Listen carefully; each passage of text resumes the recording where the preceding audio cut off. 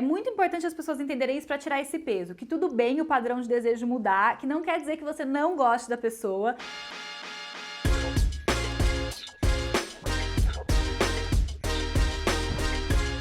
E aí, vamos testar?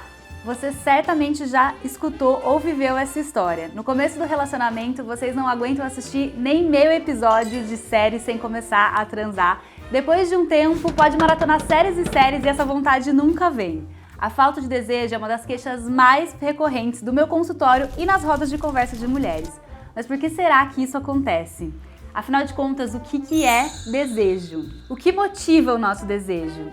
Desejo, libido, tesão, essas palavras querem dizer a mesma coisa? Esse é o tema que a gente vai falar hoje no Sextou. E para participar dessa conversa comigo, eu chamei uma mulher maravilhosa, a Rafa Bitts, e a gente vai conversar sobre desejo e como é que isso funciona em relações longas. Oi, Rafa, tudo bom? Tudo bom? Boa sexta-feira para todo mundo, com muito desejo. Muito bom sextar com uma mulher maravilhosa igual você. E já vamos começar com a pergunta da minha introdução. Para você, desejo, libido, tesão querem dizer a mesma coisa? Quando a gente fala assim, nossa, ela tem tesão em viver, né? É um tesão, às vezes, que é isso, essa motivação de acordar, de trabalhar, de rir, de se arrumar. E tem vezes que é isso, quando você tá num estado emocional mais triste, mais, poxa, é difícil, a gente vê assim casais que às vezes passam por uma doença na família. Poxa, como que você sai de um lugar, de um hospital que tem um parente lá e chega em casa e como é que transforma isso, né? São muitas variantes, né, pra esse desejo e o libido. Eu acho que existe uma linha de pensamento que separa a libido de desejo mesmo, usando a libido como uma pulsão de vida, né? Alguma energia que a gente tem vital que a gente pode usar, na real, pra qualquer coisa da nossa vida, né? E é legal porque quando a gente olha pra esse ponto de vista, a gente entende que se a gente estiver com a libido baixa em qualquer coisa, em geral na vida, né, a gente vai acabar repercutindo no desejo sexual também. Você, em geral, percebe alguma coisa que melhora a sua libido? Em geral na vida, não necessariamente sexual, mas você acha que tem alguma coisa que você faz que você acaba se sentindo melhor, mais disposta? Sim, é uma contradição, tá? Porque eu tenho muita preguiça de acordar cedo e fazer exercício físico, tipo, nossa, pra mim, se eu puder ficar dormindo é melhor. Só que quando consigo acordar e dou uma corrida, sabe? Faço nem que seja o alongamento, assim, mais cedo, eu passo o dia, sabe, com mais endorfina, mais agitada, assim, se eu durmo muito, mas aí eu fico cansada. É engraçado, mas é o contrário, quanto mais eu durmo, mais cansada eu fico. Muita gente refere mesmo que fazer exercício, dança, corrida, qualquer coisa que mobiliza o corpo, acaba aumentando aí a libido e acaba repercutindo também em outros âmbitos da nossa vida, inclusive o sexual. Ô Rafa, dentro de um relacionamento longo, você acha que é possível a gente se apaixonar várias vezes pela mesma pessoa? Sim, acho que a gente se apaixona várias vezes pela mesma pessoa, acho que a gente se apaixona por outras pessoas. Então, eu não acho que quando você casa com alguém, isso te tira o desejo por outras pessoas, já que a gente está falando de desejo. Você se comprometer amorosamente com alguém, pra mim, automaticamente não tira o seu desejo com as outras coisas, certo? Assim como não tira com a vida, como não tira com o seu esporte, com o seu trabalho. Eu, Rafa, tenho certeza que ao longo de um casamento de 10, 20, 30, 40, 50 anos, a gente conhece outras pessoas, a gente pode ter desejo por outras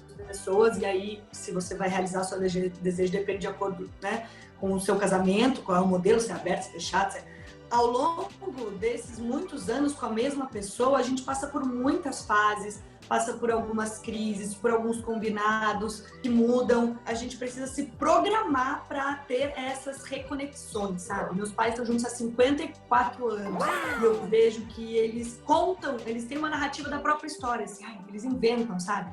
Agora a gente vai pro Japão, e aí tem toda a história do Japão, não sei o quê. Então, contar histórias diferentes dentro do mesmo relacionamento eu acho super válido. É incrível. E essa questão que você falou é muito legal, porque duas questões. Primeiro, o desejo é uma coisa que é autônoma mesmo. A gente acaba tendo, independente de estar ou não em um relacionamento, por outras pessoas, e é muito o que você falou. Isso aí, se você vai vivenciar ou não, é que é o ponto de estar dentro de um relacionamento, né?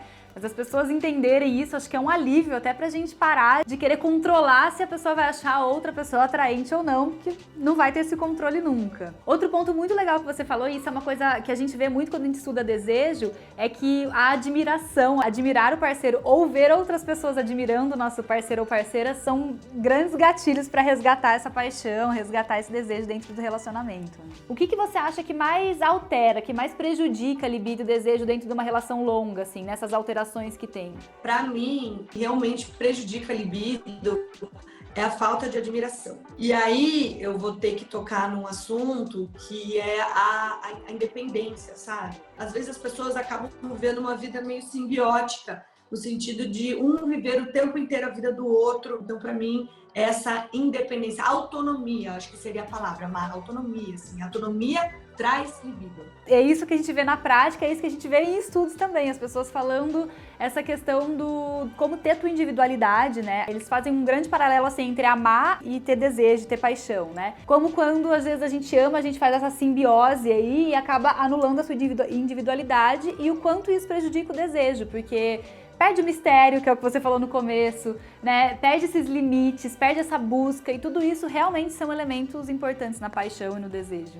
Rafa, um assunto que surge muito, filhos e sexo, é possível? Olha, é possível, mas tem que ser organizado. Sério, tem que se organizar, porque assim, naturalmente, assim, de acordo com a rotina, não vai acontecer, sabe? Eu acho muito assim, tem duas coisas que eu penso muito sobre filhos e maternidade. A primeira, que eu acho que você vai concordar, é não dá pra ficar esperando esse momento mágico que um dia você vai voltar a querer muito sexo, assim. Você respeita as suas fases, mas você tem que ir se caminhando pra resgatar isso, né, Rafa? Quando eu saí da quarentena que chama, né, por acaso, da maternidade, né, eu tive o parto, aí você fica alguns dias, né, que você não pode. Aí meu filho ficou doente. Quando eu fui voltar depois do parto, de ser mãe, eu tava muito constrangida, foi uma sensação muito estranha. Foi bem difícil essa volta do como você se sente sensual, sabe? O papel de mãe surge, o papel de mãe na nossa sociedade é muito forte, né? Então acho que é bem comum que as mulheres sintam essa dificuldade de resgatar quem eu era, como eu era além desse papel de mãe, quem eu sou ali em outros âmbitos da minha vida, né? A gente tem a ilusão, Rafa, eu acho que o sexo tem que ser sempre espontâneo e que isso vai acontecer, a gente vai falar disso daqui a pouco um pouquinho mais, mas não, né? A gente tem que perder e pensar que dentro de um relacionamento, às vezes com um filho, o sexo vai ser programado e tudo bem, ele pode ser programado e pode ser incrível. Agora a gente vai para o nosso segundo quadro, Minha Amiga Quer Saber. E a gente vai começar com uma pergunta muito frequente. O tesão é igual para homens e mulheres? Quando a gente está falando de sistema nervoso central, a gente tem lá locais que ativam ou que podem inibir o nosso desejo, que funcionam como freios ou aceleradores. Eles estão o tempo todo aí mapeando tudo o que acontece ao seu redor. Por exemplo, o seu acelerador está sempre procurando por situações que te excitem, que te deixem com mais desejo. E o teu freio, o contrário, procurando por aquelas situações que podem acabar inibindo o seu desejo. Quando a gente fala da diferença de homens e mulheres, em gerais, os homens costumam ter um acelerador mais exacerbado e as mulheres um freio mais exacerbado. Se isso acontece por questões hormonais e sociais, a gente nunca vai conseguir responder totalmente, mas com certeza, como as mulheres foram ensinadas sobre sexo, tem muita influência nisso. A gente percebe, na verdade, que a diferença maior não é entre homens e mulheres, mas sim entre as pessoas em geral.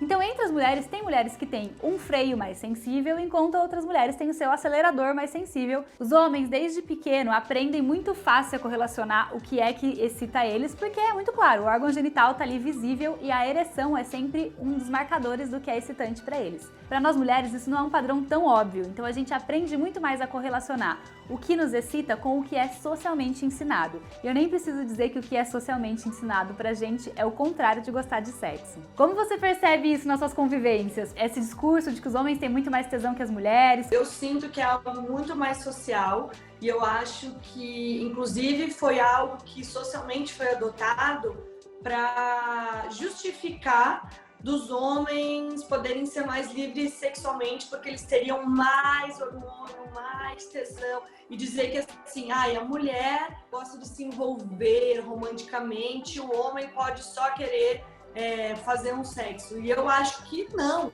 Eu acho que são pessoas e pessoas diferentes. O papel sexual da mulher sempre vem correlacionado com maternidade, né? Com gestação.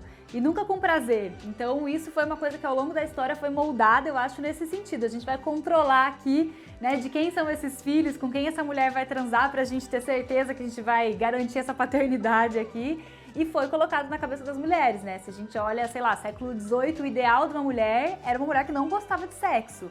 Então isso veio na minha cabeça muito historicamente, né? As pessoas usam justificativas biológicas e hormonais, mas pra mim também é muito mais como a gente aprendeu sobre sexo, quais foram essas mensagens. A gente demora muitos anos pra plantar coisas positivas aí na nossa sexualidade. Nossa segunda pergunta é um desabafo, na verdade. No começo da relação, eu sentia vontade de transar toda hora, mas depois de um tempo isso mudou. Eu amo minha parceira e quando acontece é sempre incrível, mas quase sempre é ela que me procura. Isso é uma alteração muito comum que eu gosto muito de falar, que é a mudança de padrão de desejo que às vezes acontece em relacionamentos, mas a longo prazo. Geralmente quando a gente está no começo do relacionamento, a gente tem um padrão de desejo que a gente chama de desejo espontâneo. Esse desejo espontâneo é aquilo que a gente falou no começo do programa. Você tá lá assistindo uma série e não consegue assistir 2 minutos do episódio e já quer transar. Depois de um tempo, em relações longas, e algumas pessoas são assim, é o padrão delas sempre, a gente tem o que a gente chama de desejo responsivo, que é um outro tipo de desejo e é normal, nenhum é superior ao outro. Mas o desejo responsivo é quando você precisa primeiro ser estimulada, receber ali algum estímulo, algum carinho para esse desejo vir. Então é aquela pessoa que às vezes está ali no estado neutro, né, nem pensando nisso, mas começa a receber um carinho, começa a receber um abraço, começa a receber uma massagem e o desejo vai surgindo ali naquela situação. Esse é o padrão mais comum de resposta sexual para as mulheres em relacionamentos longos. Então tá tudo bem se o seu desejo for responsivo e você precisar de uma forcinha. Não precisa ficar querendo ter aquele desejo do começo do relacionamento espontâneo, que saía fogo. Tá tudo bem se esse é o seu padrão, nenhum dos dois é melhor. Você percebeu isso, Rafa? Percebe esse discurso de tipo, no começo era mais assim, foi mudando? Eu tenho certeza que esse desejo espontâneo vai diminuindo, mas aí que é legal a confiança, porque aí você pode ir trocando o desejo espontâneo pelas fantasias. A confiança de muito tempo junto não é uma coisa ruim, caiu na rotina, não. Pensa assim, você tá tanto tempo com essa pessoa, você pode se abrir para ela. É muito importante as pessoas entenderem isso para tirar esse peso, que tudo bem o padrão de desejo mudar, que não quer dizer que você não goste da pessoa. A gente é cobrado de ter esse desejo espontâneo porque a sexualidade ela é sempre baseada no que é o mais comum para os homens e aí tentam adaptar isso para as mulheres. E aquilo que a gente falou, a gente foi ensinada diferente, são coisas diferentes. Isso também motiva a gente a não desistir de estar procurando coisas que apimentem, né? Porque se você entende que seu desejo é mais responsivo, entende que exige ali um comprometimento do casal para fazer esse desejo acontecer. O que fazer quando dentro de um relacionamento, uma das partes quer mais sexo que o outro? Essa é uma questão muito comum e uma das maiores queixas também, na verdade, não é nem a falta de desejo, é essa incompatibilidade. Uma das partes, às vezes, tem mais desejo sexual ou tem aqueles aceleradores mais ativos, como a gente falou lá no começo, enquanto a outra parte tem menos desejo. A maneira mais fácil da gente lidar com essa incompatibilidade é através do diálogo. Não tem jeito, vocês vão ter que conversar e chegar num acordo para vocês do que funciona. E aqui, entender quais são os fatores que excitam vocês, quais são os fatores que prejudicam o tesão de vocês, para entender como é que a gente cria situações e contextos que favorecem para que os dois estejam aí mais alinhados e com vontade de desfrutar dessa vida sexual mais ativa. Agora a gente vai pro nosso próximo quadro, que é o date ruim. Eu queria saber de você, se você tem alguma história de date ruim pra compartilhar aqui com a gente, Rafa. História de date ruim, eu acho que eu tenho uma minha. Date ruim, que eu saí com um vizinho. Eu morava num prédio, e aí eu mudei desse prédio. Depois, passou um tempo, eu encontrei um vizinho.